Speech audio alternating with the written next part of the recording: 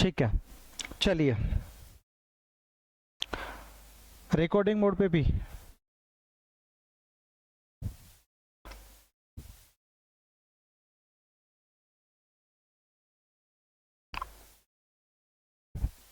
अच्छा,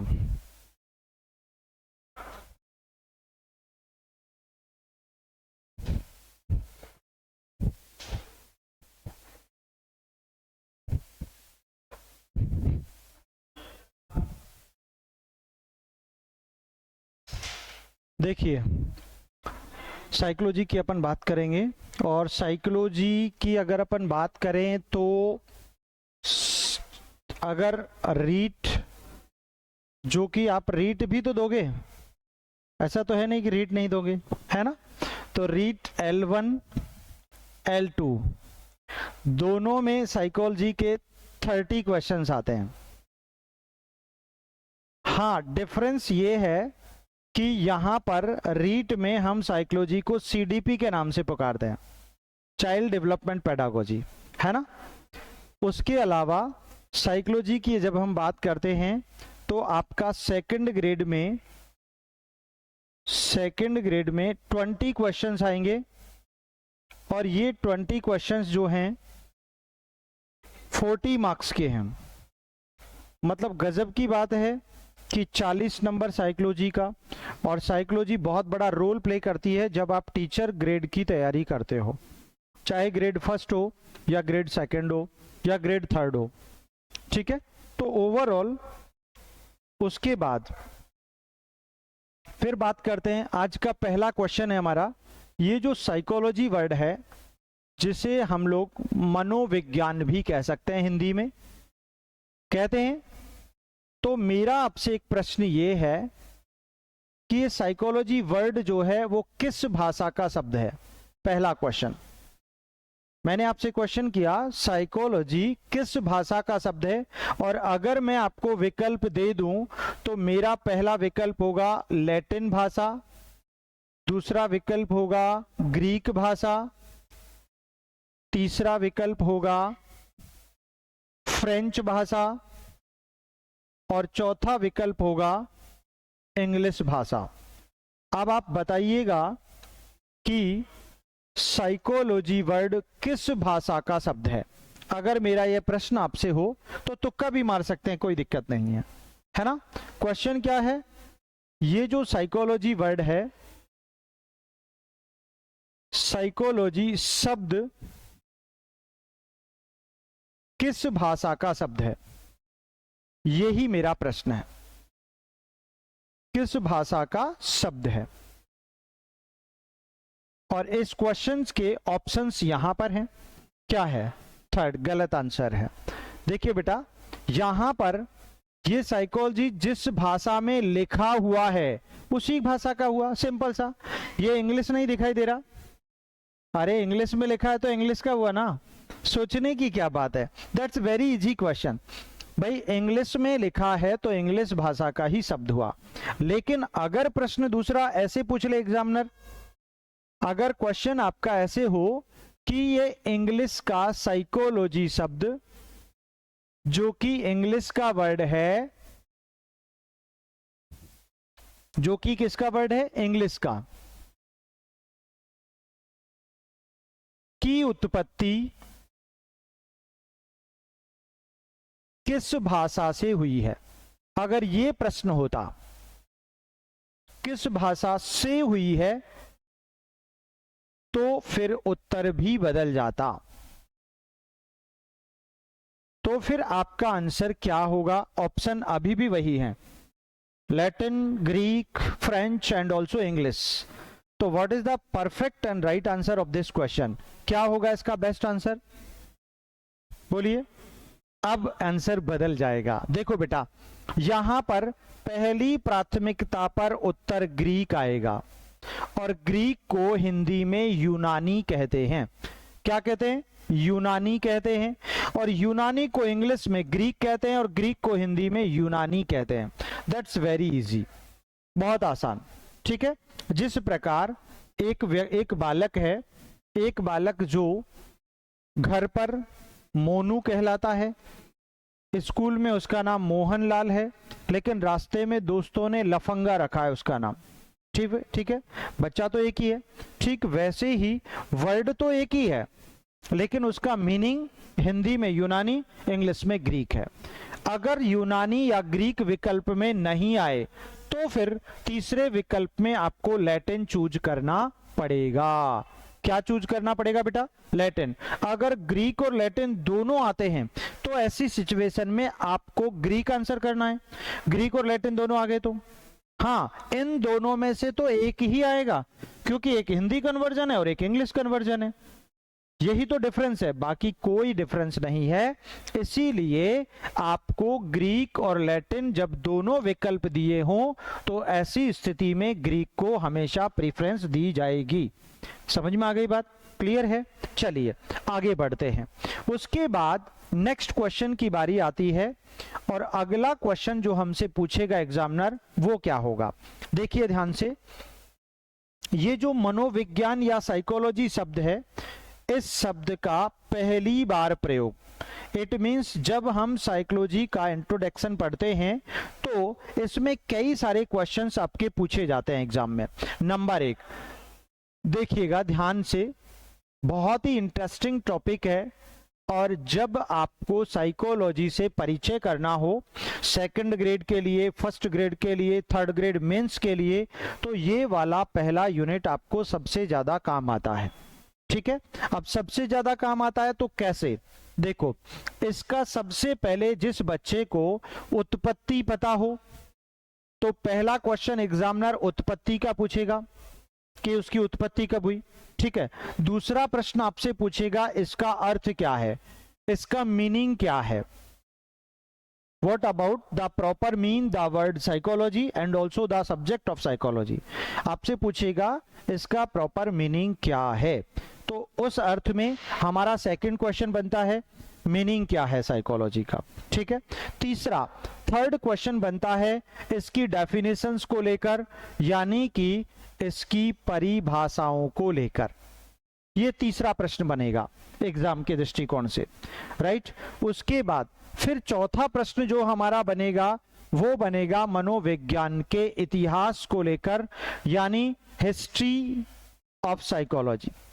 history of psychology यानी मनोविज्ञान का इतिहास कितनी श्रेणियों में बटा हुआ है, कितने कालखंडों में बटा हुआ है, इतिहास होता क्या है।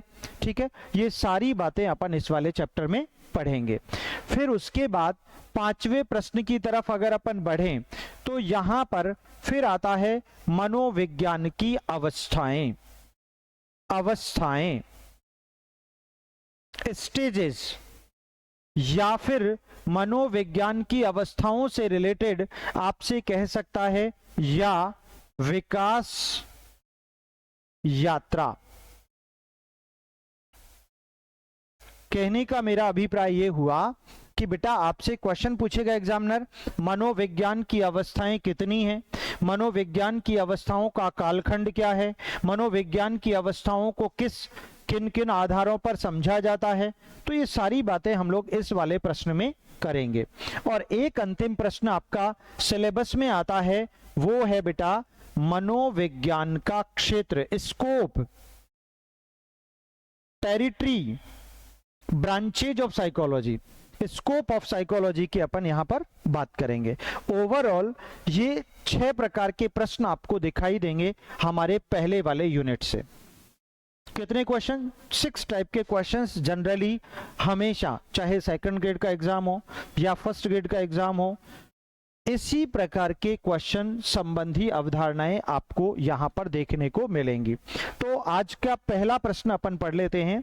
अभी हमने डिस्कस किया था कि भाई मनोविज्ञान या साइकोलॉजी की उत्पत्ति हम लोग सबसे पहले पढ़ें तो ये जो वर्ड है ना, ये मनोविज्ञान शब्द या साइकोलॉजी शब्द,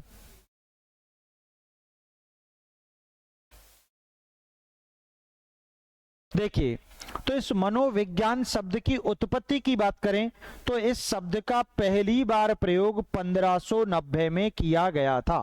कब किया गया था? 1590 में। कब किया गया था? 1590 में।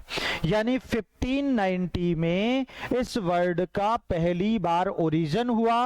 और किसने किया माय डियर? तो वो व्यक्ति थे रूडोल्फ गोएकल।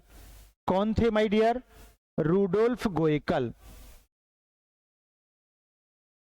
ठीक है, ध्यान से समझिएगा।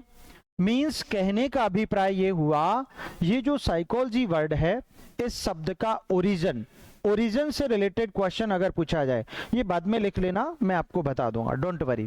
पहले आप समझिएगा, मनोविज्ञान शब्द का पहली बार प्रयोग 1590 में रूडोल्फ गोएकल ने किया था। किसने किया था? रूडोल्फ गोएकल ने। कब किया था? 1590 में। रूडोल्फ गोएकल ने एक बुक लिखी थी और इनकी बुक का नाम था बेटा साइकोलॉजिया। कौन सी बुक थी बेटा? साइकोलॉजिया। ये इनकी बुक थी, बड़ी फेमस बुक थी। ये लिखी थी इन्होंने 1590 में।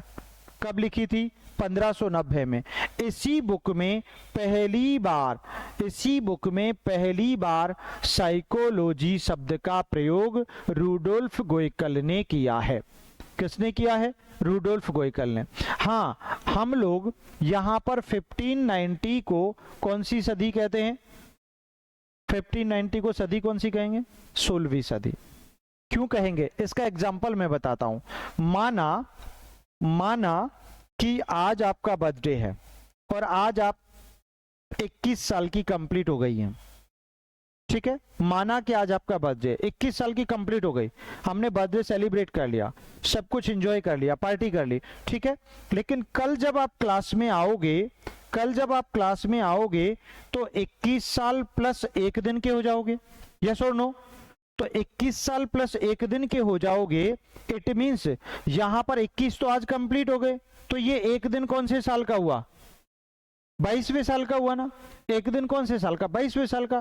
ठीक वैसे ही एक सदी में 100 साल होते हैं बेटा। एक सदी में कितने साल होते हैं? 100 साल होते हैं। इसी प्रकार 15 सदियों में कितने साल हो गए? बोलो, 15 सदियों में कितने साल? 1500 साल हो गए। 15 सदियों में कितने साल? 1500 साल। तो यहां पर तो आपको 1590 दिया है ना, 1500 साल प्लस 90 साल दिया हुआ है, तो 15 सदियां तो यहां तक पूरी हो गई। तो ये 90 साल कौन सी सदी के हुए? 16वीं सदी के। सिंपल। अगर यहां पर आपको 1401 दिया होता तो सदी कौन सी? 15वीं हुई, क्योंकि 1400 साल मतलब 14 सदियां पूरी हो गई और ये 1 साल है वो 15वीं सदी का है। अगर आपको यहां पर 909 दिया होता तो सदी कौन सी? 10वीं सदी। वेरी एक्सीलेंट, बिल्कुल सही बात है। तो सिंपल सी भाषा में इसका मीनिंग यही हुआ कि वास्तव में यहां पर 1590 का मतलब सदी कौन सी हो गई बेटा? 16वीं सदी। कौन सी हो गई बच्चे? 16वीं सदी। तो हम इसको 16वीं सदी भी नाम दे सकते हैं। अब आरपीएससी ने 1916 में 1916 में सॉरी क्या बोलते हैं, हाँ 2016 वाली एग्जाम में फर्स्ट ग्रेड में हिंदी में ये प्रश्न पूछ लिया कि बताइए, आप ही के पेपर में हिंदी वालों को पूछा था 2016 वाली में। क्या पूछा कि बताइए 1590 या 16वीं सदी में मनोविज्ञान का स्वरूप क्या था? यह गजब का प्रश्न था। तो मनोविज्ञान का स्वरूप दर्शन शास्त्र की एक शाखा के रूप में था। यह मनोविज्ञान का स्वरूप था। तो यही कि यही विकल्प में दे दिया था। तो ऐसे प्रश्न पूछ सकता है एग्जामिनर। तो कहने का मतलब मेरा ये हुआ, ये उत्पत्ति वाली कहानी यहां पर पूरी हो जाती है। और क्या हो जाती है? बिल्कुल कंप्लीट हो जाती है कि मनोविज्ञान शब्द का पहली बार प्रयोग 1590 में किसने किया था? रूडोल्फ गोएकल ने। ठीक है, कौन सी बुक लिखी थी? साइकोलॉजिया। इसी बुक में साइकोलॉजिया पुस्तक में पहली बार मनोविज्ञान या साइकोलॉजी शब्द का प्रयोग इन्होंने किया है। बात क्लियर हो गई? बेसिकली रूडोल्फ गोएकल एक दार्शनिक व्यक्ति थे, एक फिलोसफर थे। मूल रूप से ये यूनान के थे इसलिए यूनानी भी इनको कहते हैं। चलिए, तो ये तो हो गया मनोविज्ञान की उत्पत्ति की कहानी का किस्सा खत्म। पहला प्रश्न आपका क्लियर। तो ये पूरा समझ में आ गया। मनोविज्ञान शब्द कब आया? 1590 में। सदी कौन सी थी उस समय? 16वीं सदी। कौन लेकर आया? रूडोल्फ गोइकल। ठीक है।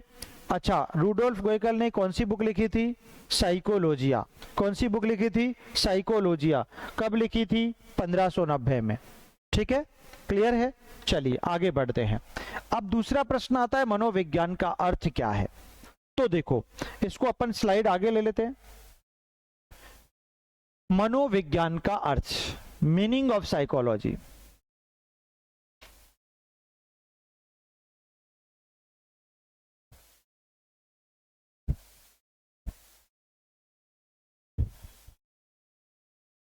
मनोविज्ञान का अर्थ,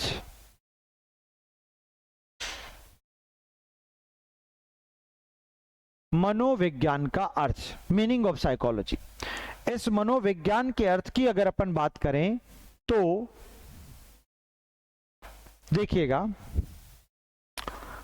एक प्रश्न पूछेगा एग्जामिनर आपसे, मनोविज्ञान का मूल विषय, मुख्य अध्ययन क्षेत्र,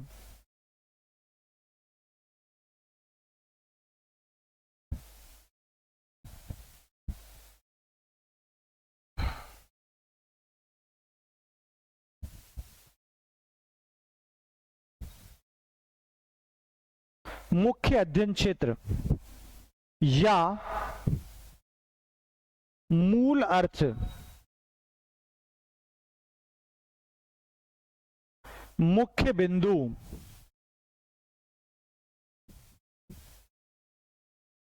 क्या है? ऐसा अगर प्रश्न पूछा जाए तो आपका उत्तर क्या होगा? नंबर एक बात, आपने पढ़ा होगा, सुना होगा, जानते होंगे, बहुत सारी किताबों में आपने गाइड बुक्स में पढ़ा होगा कि मनोविज्ञान में किसी मनोविज्ञानी ने कुत्ते पर प्रयोग किया, जैसे पावलोव ने किया, बिल्ली पर प्रयोग किया, थॉर्नडाइक ने किया, बंदर पर प्रयोग किया, कोहलर ने किया, ठीक है, चूहे और कबूतर पर प्रयोग किया, स्किनर ने किया, अपने छोटे से बालक 11 महीने के शिशु बालक पर प्रयोग किया, वाटसन ने किया, अल्बर्ट पर। तो ऐसे बहुत सारे लोगों ने, किसी ने कुत्ते पर, बिल्ली पर यानी कबूतर पर, मानव पर, इतने सारे प्रयोग हुए। तो वास्तव में हमारा मनोविज्ञान भी, यानी कि पशु का भी, पक्षी का भी, मानव का भी, शिशु का भी, सभी के व्यवहार का अध्ययन करता है, पता करता है, उसकी खोज करता है। तो मनोविज्ञान का मूल विषय प्राणी व्यवहार का अध्ययन करना कहलाएगा। क्या कहलाएगा? प्राणी व्यवहार का अध्ययन करना कहलाएगा। इट मीन्स यहां पर इसका मूल विषय का जो आंसर बनेगा वो बनेगा आपका प्राणी व्यवहार का अध्ययन करना। प्राणी व्यवहार का अध्ययन करना, यही इसका मीनिंग होगा। क्योंकि कोई एक मानव तो नहीं है, एक पक्षी तो नहीं है, एक जानवर तो है नहीं, इसलिए सभी प्राणी आ जाएंगे इसमें। तो वास्तव में मनोविज्ञान का मूल विषय या मूल अर्थ सभी प्राणियों के व्यवहार को स्टडी करना है, उनका अध्ययन करना है।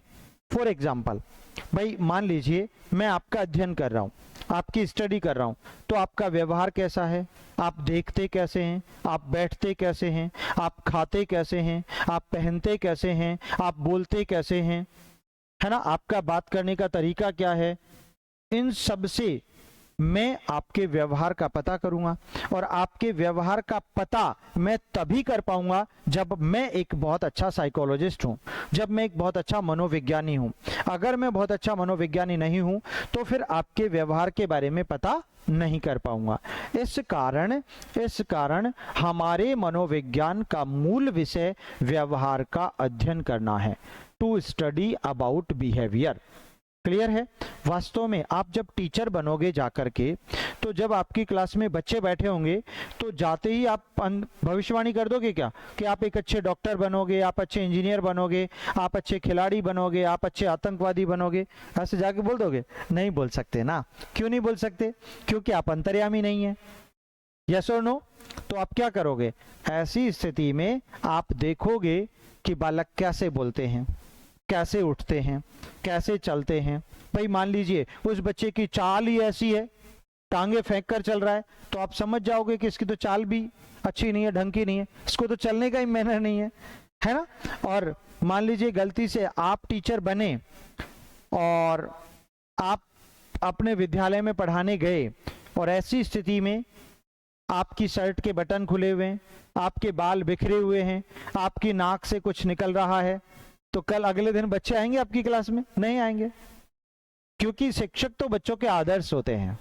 इसीलिए आपको चाहिए कि आप एक आदर्श व्यक्तित्व के रूप में अपना रोल प्ले करें।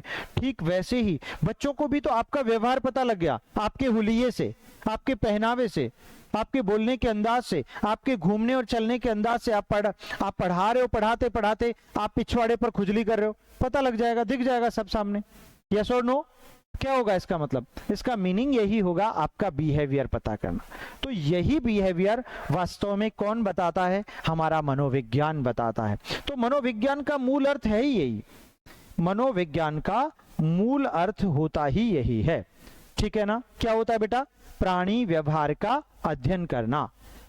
ठीक है? अब इसमें प्राणी का मतलब सभी आ गए, पशु, पक्षी, जानवर, शिशु, मानव, एवरीथिंग। क्लियर? तो इसीलिए दूसरा क्वेश्चन आपका यहां पर क्लियर हो जाता है कि मनोविज्ञान का मूल अर्थ क्या है। क्या है मूल अर्थ? प्राणी व्यवहार का अध्ययन करना। अगर मान लो गलती से मैं इस मनोविज्ञान के पहले शिक्षा और जोड़ देता, तो प्रश्न बन जाता शिक्षा मनोविज्ञान का मूल अर्थ क्या है, यह बन जाता ना, तो प्रश्न भी बदल जाता।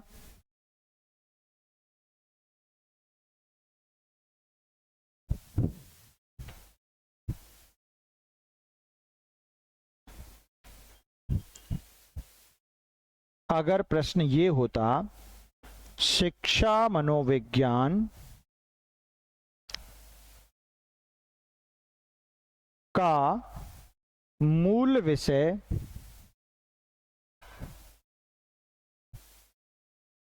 या मुख्य अध्ययन क्षेत्र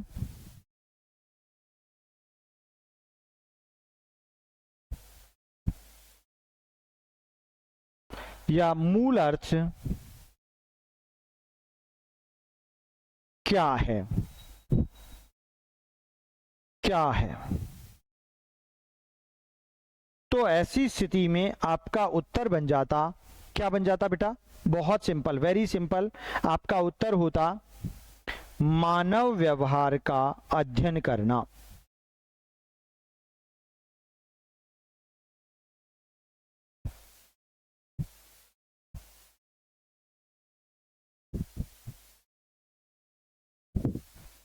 कैसे? देखो, समझो ध्यान से। अच्छा एक बात बताओ, शिक्षा किसके लिए है? मानव के लिए है। किसी पशु के लिए, जानवर के लिए, पक्षी के लिए कोई स्कूल खुला है क्या? नहीं खुला। कॉलेज खुला है क्या? नहीं खुला। यूनिवर्सिटी है क्या? नहीं है। हाँ, कुछ हद तक पशुओं को सर्कस में डांस कराने के लिए प्रशिक्षण दिया जा सकता है, ट्रेनिंग दे सकते हैं, लेकिन उनके लिए स्कूल कॉलेज यूनिवर्सिटी नहीं बने। स्कूल कॉलेज यूनिवर्सिटी शिक्षा संपूर्ण जो है वो मानव के लिए है। किसके लिए है? मानव के लिए। इसीलिए शिक्षा जब जुड़ गया, शिक्षा मनोविज्ञान बन गया, तो शिक्षा मनोविज्ञान का मूल अर्थ मानव व्यवहार का अध्ययन करना है। यानी आपको टीचर बनने से पहले, शिक्षक बनने से पहले मनोविज्ञान क्यों पढ़ाना पड़ रहा है? ताकि आप अच्छे शैक्षिक मनोविज्ञानी बनकर जाओ। आप अच्छे शैक्षिक मनोविज्ञानी बनकर जाओ, जिससे कि आप सामने वाले व्यक्ति के व्यवहार को, बालक के व्यवहार को जान पाओ और उस आधार पर उनके व्यवहार में सुधार कर सको। चेंज ला सको, परिवर्तन ला सको। इसीलिए मनोविज्ञान में का मूल अर्थ तो व्यवहार का अध्ययन था, प्राणी व्यवहार का, लेकिन शिक्षा मनोविज्ञान का मूल अर्थ मानव व्यवहार का अध्ययन करना कहलाएगा। बात समझ में आई क्या? यस और नो? ठीक है, चलिए आगे बढ़ते हैं। तो ये तो दो प्रश्न थे जो बहुत ही जरूरी थे, और इन सब से हमारा एक कॉन्सेप्ट क्लियर हो जाता है, और वो कॉन्सेप्ट है मनोविज्ञान के अर्थ वाला। तो मनोविज्ञान का अर्थ क्या हुआ? प्राणी व्यवहार का अध्ययन करना। शिक्षा मनोविज्ञान का अर्थ, मूल अर्थ क्या हुआ? मानव व्यवहार का अध्ययन करना।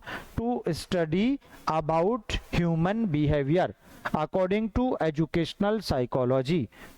ठीक है, शिक्षा मनोविज्ञान का वास्तव में अर्थ जो है वो बेटा केवल मानव, केवल बालक के व्यवहार का अध्ययन करना है। भाई आपको पता लग गया, आप टीचर बनकर गए स्कूल में और आपको पता लग गया कि आपका बच्चा है क्लास का, वो डेली मारपीट करता है, झूठ बोलता है, जुआ खेलता है, छोटे छोटे पेड़ पौधों को कुचल देता है ना, छोटे भाई बहनों के साथ मारपीट करता है, उद्दंड करता है, स्कूल सामग्री को नुकसान पहुंचाता है, तो आपको पता लग गया ये बालक तो बाल अपराधी है, ये बालक तो समस्यात्मक है, प्रॉब्लमेटिक है।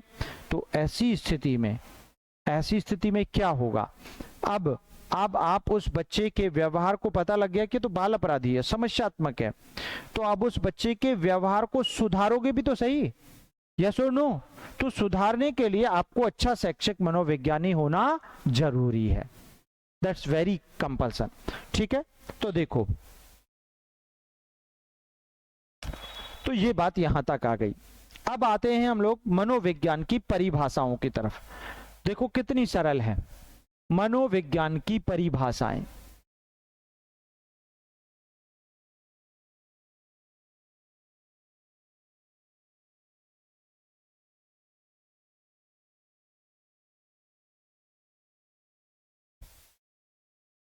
देखो परिभाषाओं में सबसे ज्यादा कुछ फेमस लोग हैं और उनको खोपड़ी में इंसर्ट करना है। देखिए सबसे पहले फेमस व्यक्ति हैं जिनकी परिभाषा बहुत बार आती है, वो है वॉटसन। इनका पूरा नाम जॉन ब्रॉड्स वॉटसन है, जेबी वॉटसन के नाम से जाने जाते हैं। पूरा नाम जॉन ब्रॉड्स वॉटसन है।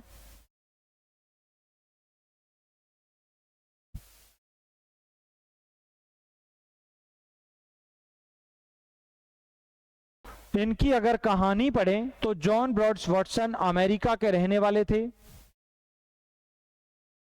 1913 में इन्होंने एक बुक लिखी और ये बड़ी फेमस हुई, और इनकी बुक का नाम था बिहेवियरिज्म।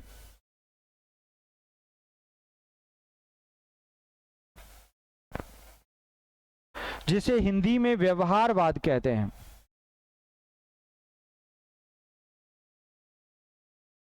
कुल मिलाकर व्यवहार को, एक और अच्छा प्रश्न है कि 1913 में अपनी बुक बिहेवियरिज्म में इन्होंने व्यवहारवाद की संकल्पना विकसित की थी, व्यवहारवाद को आगे बढ़ाया, व्यवहारवाद को शिक्षा के क्षेत्र में लेकर आए, व्यवहार को इन्होंने मनोविज्ञान के साथ जोड़ दिया, मनोविज्ञान के साथ अप्लाई कर दिया, और वास्तव में यही व्यक्ति थे जेबी वॉटसन। और जेबी वॉटसन को इसीलिए व्यवहारवाद का जनक कहा जाता है।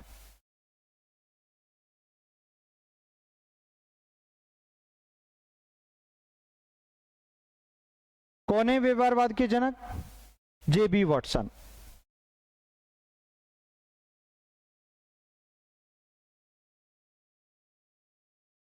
जेबी वॉटसन किसके जनक हैं? व्यवहारवाद के। ठीक है, मनोविज्ञान की परिभाषा में क्या कहते हैं? देखो बहुत अच्छी है बेटा, ये पूछी जाती है डेफिनेशन, आपके सेकंड ग्रेड के हिंदी में, फर्स्ट ग्रेड में आ चुकी है ये ऑलरेडी। ठीक है, देखो ध्यान से पढ़ो चीजों को, कि इन्होंने एक अच्छी बात बोली। क्या बात बोली? कि मनोविज्ञान व्यवहार का शुद्ध, व्यवहार का शुद्ध या विशुद्ध या सकारात्मक या धनात्मक या विधायक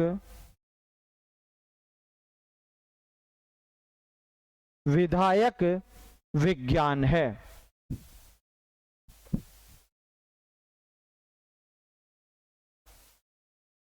कुल मिला के बातों को समझिएगा कि मनोविज्ञान को व्यवहार का शुद्ध विज्ञान कौन कहते हैं? वाटसन कहते हैं। मनोविज्ञान व्यवहार का विशुद्ध विज्ञान है, कौन कहते हैं? वाटसन कहते हैं। मनोविज्ञान व्यवहार का सकारात्मक विज्ञान है, कौन कहते हैं? वाटसन कहते हैं। मनोविज्ञान व्यवहार का धनात्मक विज्ञान है, कौन कहते हैं? वाटसन कहते हैं।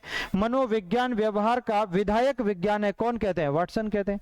तो यानी मनोविज्ञान को विधायकता, सकारात्मकता, धनात्मकता, विशुद्धता, शुद्धता के साथ जोड़कर परिभाषित करने वाले व्यक्ति जेबी वाटसन है। कौन है? जेबी वाटसन। कौन है बेटा? जेबी वाटसन। इनको शॉर्ट फॉर्म में जेबी वाटसन कहा जाता है।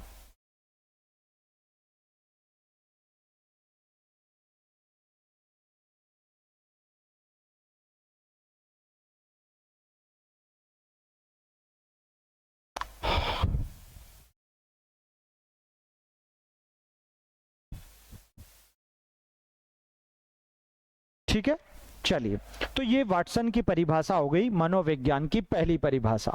नंबर 2 पर पहुंचते हैं। नंबर 2 पर पहुंचते हैं और नंबर 2 पर यहां पर हम पढ़ते हैं विलियम मैकडूगल को। William McDougall, William McDougall England Britain के रहने वाले,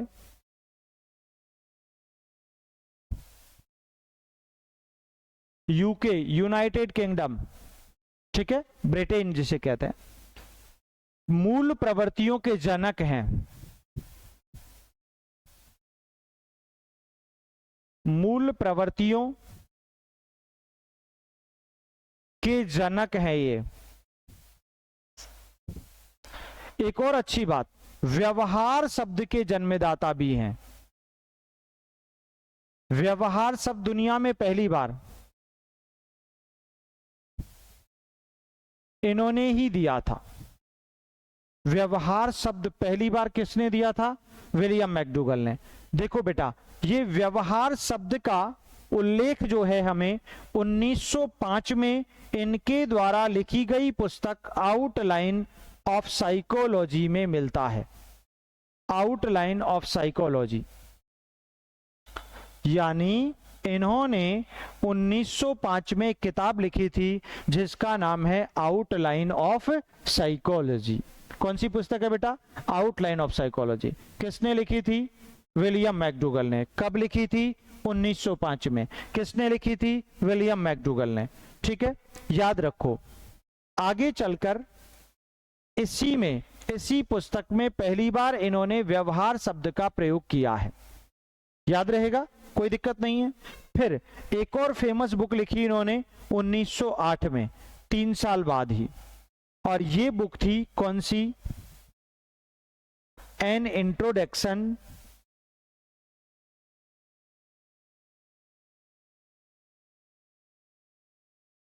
टू साइकोलॉजी।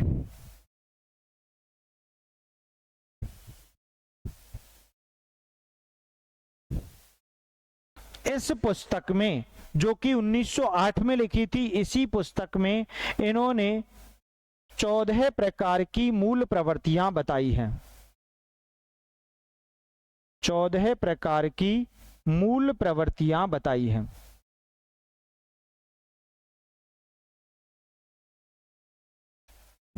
ठीक है, यानी ये कहते हैं कि बेसिक इंस्टिंक्ट्स जो होती है, मूल प्रवृत्तियां होती हैं, वो 14 होती हैं। कितनी होती है? 14। और प्रत्येक मूल प्रवृत्ति से जुड़ा हुआ एक संवेग होता है। एक संवेग, हर मूल प्रवृत्ति के साथ जुड़ा हुआ एक संवेग होता है। तो इसका मतलब मीनिंग हुआ, तो 14 इमोशंस हो गए, 14 प्रकार के संवेग हो गए, और 14 प्रकार की इंस्टिंक्ट्स हो गई, मूल प्रवृत्तियां हो गई। इट मीन्स 14 प्रकार की मूल प्रवृत्तियां प्लस 14 संवेग भी इन्होंने बताए हैं। ये ध्यान रहेगा आपको, क्लियर है? तो ओवरऑल यहां पर 14 प्रकार की मूल प्रवृत्तियां प्लस 14 प्रकार के संवेगों की वकालत जो करते हैं वो यही करते हैं। कौन? William McDougall. कौन करते हैं? William McDougall. समझ में आ गई बात? तो कुल मिलाकर विलियम मैकडूगल परिभाषा क्या देते हैं साइकोलॉजी की? ये कहते हैं आचरण एवं व्यवहार का विशुद्ध या शुद्ध विज्ञान, है ना? आचरण एवं व्यवहार का परिभाषा देते हैं।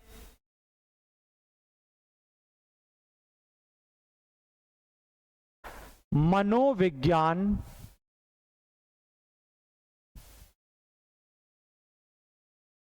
आचरण एवं व्यवहार का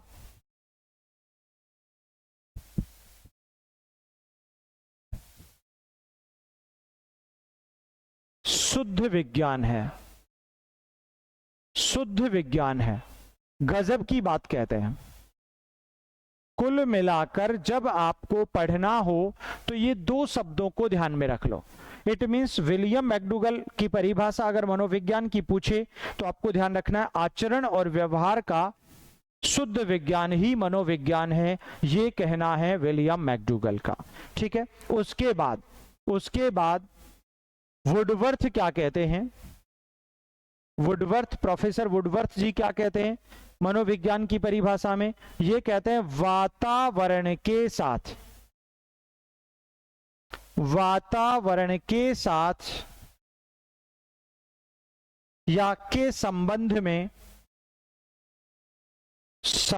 में मानव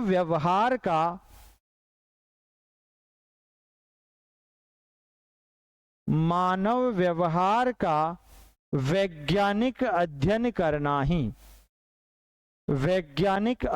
करना ही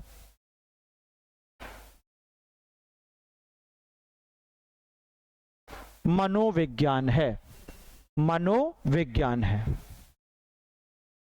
ये बात इन्होंने की है प्रोफेसर वुडवर्थ ने।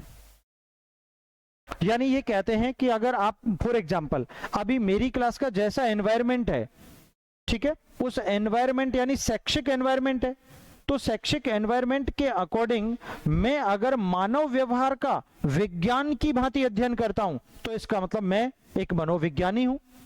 तो मनोविज्ञान वही है जो मानव व्यवहार का वातावरणीय परिस्थितियों में अध्ययन करता है, ऐसा वुडवर्थ कहते हैं। कौन कहते हैं? वुडवर्थ कहते हैं। फिर उसके अतिरिक्त हम एक और डेफिनेशन सीखते हैं। एक और डेफिनेशन यहां पर देखो, मैकडूगल हो गया, वाटसन हो गया, जेम्स ड्रेवर और पढ़ लेते हैं। जेम्स ड्रेवर ये क्या कहते हैं बेटा? ये कहते हैं, जेम्स ड्रेवर का ऐसा मानना है कि मनोविज्ञान व्यवहार का विशुद्ध विज्ञान है, और यही परिभाषा वाटसन भी देते हैं, मनोविज्ञान व्यवहार का विशुद्ध विज्ञान है। 2016 के हिंदी के पेपर में, तुम्हारे पेपर में यही डेफिनेशन थी। क्या डेफिनेशन थी? कि मनोविज्ञान व्यवहार का विशुद्ध विज्ञान है। लेकिन अगर आपको विकल्प में वाटसन और ड्रेवर दोनों दिए हों तो ऐसी स्थिति में वाटसन को प्राथमिकता पर रखा जाता है, प्रेफरेंस वाटसन को दी जाती है। लेकिन वाटसन विकल्प में ही ना हो तो फिर जेम्स ड्रेवर आएगा। फिर क्या आ जाएगा? James Drever. ठीक है, फिर जेम्स ड्रेवर आ जाएगा। तो मनोविज्ञान को व्यवहार का विशुद्ध विज्ञान कौन बताते हैं? James Drever. कौन बताते हैं? जेम्स ड्रेवर बताते हैं। ठीक है, लेकिन विशुद्ध विज्ञान तो वाटसन भी बताते हैं, तो ऐसी स्थिति में वाटसन प्रेफरेंस दिया जाएगा। ठीक है, फिर उसके बाद क्रो एंड क्रो, ये बहुत बार पूछता है डेफिनेशन। क्रो एंड क्रो के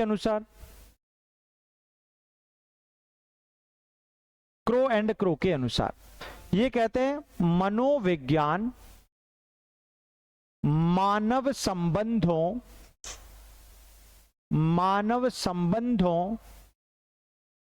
एवं मानव व्यवहार का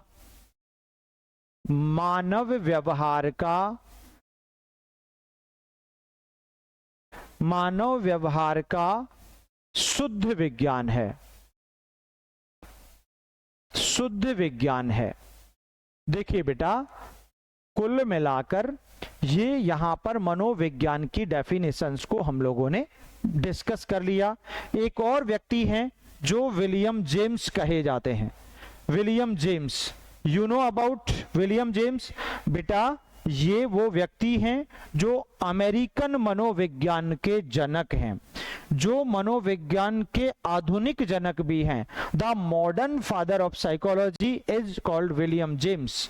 ठीक है, तो मनोविज्ञान के आधुनिक जनक इनको कहा जाता है। ये कहते हैं मनोविज्ञान की सर्वोत्तम परिभाषा, मनोविज्ञान की सर्वोत्तम परिभाषा, सर्वोत्तम परिभाषा चेतना के, ये गजब के समर्थक हैं चेतना के, ये कॉन्शियसनेस, चेतना, चेतना के वर्णन एवं व्याख्या, वर्णन एवं व्याख्या के रूप में, के रूप में की जाती है, के रूप में की जाती है, की जाती है। कुल मिलाकर आप ध्यान से पढ़िएगा, विलियम जेम्स का ऐसा कहना है कि मनोविज्ञान की सर्वोत्तम परिभाषा चेतना के वर्णन और व्याख्या के रूप में की जाती है। मतलब ऐसा इनका मानना है कि पूरा का पूरा मनोविज्ञान जो है वो चेतना के इर्द गिर्द घूमता है। अब ये चेतना क्या भला है? किसी भी प्राणी की जागृत अवस्था, उसकी अवेयरनेस, उसकी एक्टिव पोजीशन, ठीक है ना। तो उस एक्टिव पोजीशन के बारे में हम विशद व्याख्या चर्चा भी करेंगे, ठीक है, जब हम इस चैप्टर के बारे में पूरा पढ़ेंगे। कुल मिलाकर आज की क्लास में हम लोगों ने जो बातें की वो बातें कहाँ तक देख लेते हैं, एक बार रिमाइंड करते हैं अपन। सबसे पहले मैंने आपको बताया इस चार्ट के माध्यम से कि जब पहले यूनिट मनोविज्ञान के परिचय से संबंधित अगर कोई प्रश्न एग्जाम में आएगा तो आपके इन 6 प्रश्नों से बाहर कभी नहीं जाएगा, क्योंकि टॉपिक ही यही है, सिलेबस में ही यही है। तो पहला, मनोविज्ञान की उत्पत्ति कब हुई है? 1590 में। किसके द्वारा? रूडोल्फ गोइकल द्वारा। कौन सी बुक लिखी थी? साइकोलॉजिया। इसी पुस्तक में इन्होंने पहली बार इस शब्द का प्रयोग किया है। फिर उसके बाद हमने अर्थ को पढ़ा, मनोविज्ञान के मीनिंग को सीखा। तो मनोविज्ञान के मीनिंग को एग्जाम्पल्स के साथ सीखा हम लोगों ने, बहुत सारी जानकारियां की कि वास्तव में मनोविज्ञान का मूल अर्थ किसी भी प्राणी के व्यवहार को स्टडी करना है, उसका पता करना है, उसकी जानकारी करना है, उसके बारे में अध्ययन करना है, ठीक है। तो प्राणी व्यवहार का अध्ययन। उसके बाद शिक्षा मनोविज्ञान का मूल विषय, मुख्य अध्ययन क्षेत्र। चूंकि शिक्षा का संबंध केवल मानव से है, केवल बालक से, इसलिए इसका संबंध किससे हो गया बेटा? मानव व्यवहार से हो गया, ठीक है। चलिए, उसके बाद फिर हम बात करते हैं इसकी डेफिनेशंस की, जो तीसरा चैप्टर है हमारा। तो कुल मिलाकर यहां पर मनोविज्ञान की उत्पत्ति, अर्थ और परिभाषाओं को लेकर जो कहानी शुरू होती है किसी भी ग्रेड के सिलेबस के पहले चैप्टर के साथ, वो जानकारी आज की क्लास में हम लोगों ने आपके साथ डिस्कस की है, ठीक है। तो एक बार आप नोट कर लीजिएगा ये फास्ट। हाँ, ठीक है।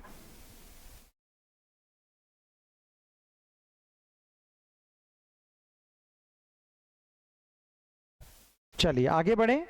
देखिए,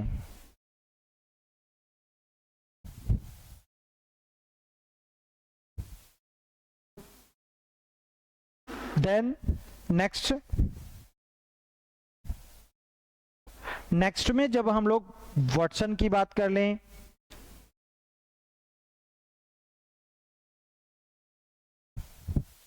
फिर से नेक्स्ट,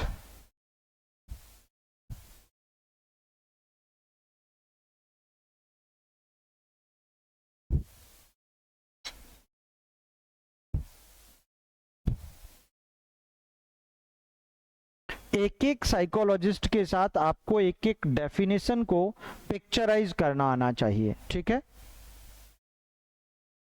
चलिए, ये हो गया हमारा लास्ट, ठीक है। तो नेक्स्ट क्लास में हम लोग आगे की चर्चा करेंगे। आज के लिए इतना ही, धन्यवाद।